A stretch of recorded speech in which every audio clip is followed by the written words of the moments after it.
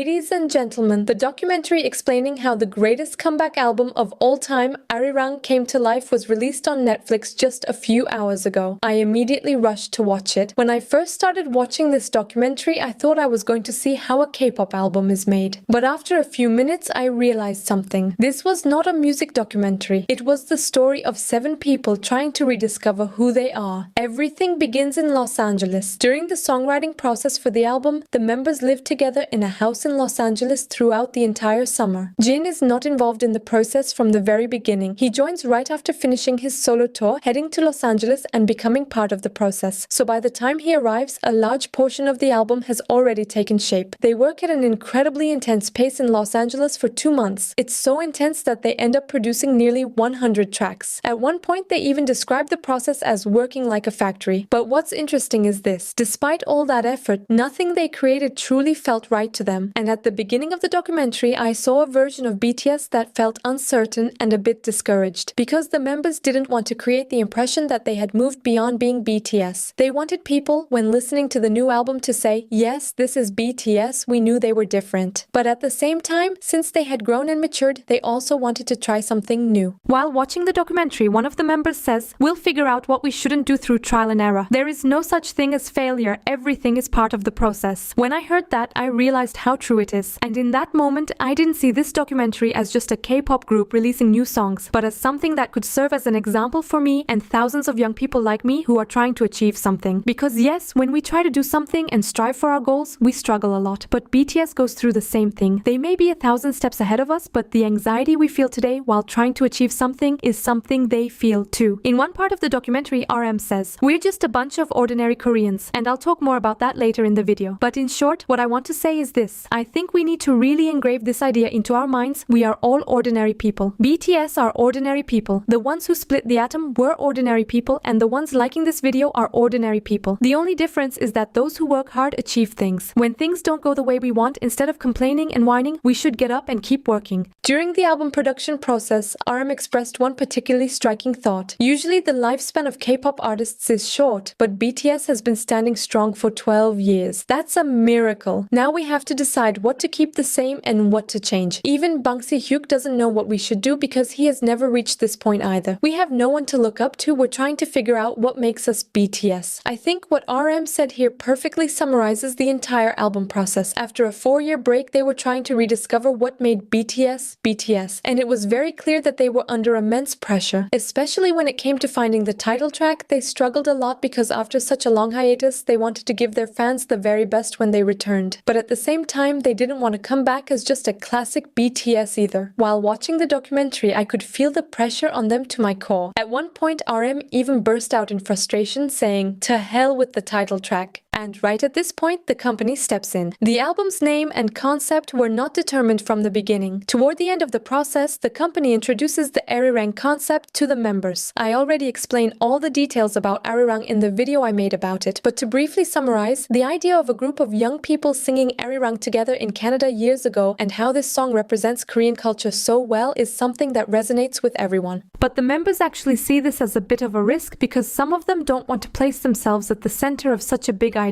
They even worry about appearing too nationalistic. However, the idea of the whole world knowing and singing ARIRANG eventually starts to appeal to them. RM even says, "The fact that we are just a handful of ordinary South Koreans will never change." But ARIRANG doesn't remain just a theme. It is carefully woven into every detail of the album, from the cover design to the smallest layers of the music. This element of Korean identity is deliberately embedded throughout. They even draw inspiration from the earliest Korean recordings when shooting the album cover. However, at this point, a new debate begins. How much should ARIRANG be used in the song Body to Body? Some members think that using it too much could be distracting, especially since they are Korean. The sound feels more intense and even a bit unusual to them. There are those who argue it should be used more minimally, but Bang Si-hyuk poses a question. What if people in stadiums all around the world sing this song together? And that question changes everything. Because at this point, it's no longer just about music. It's about introducing their own culture to the entire world. And RM says something very striking here. Including ARIRANG in the album was something only we could do. And honestly, that's so true. Presenting their own culture to the world in such a natural and seamless way without it feeling forced is something only BTS could achieve. Also, while explaining the ARIRANG concept to the members, Bang Si-hyuk says something like, "It's up to you to show them, to show the whole world what kind of people we are." And that line really stood out to me,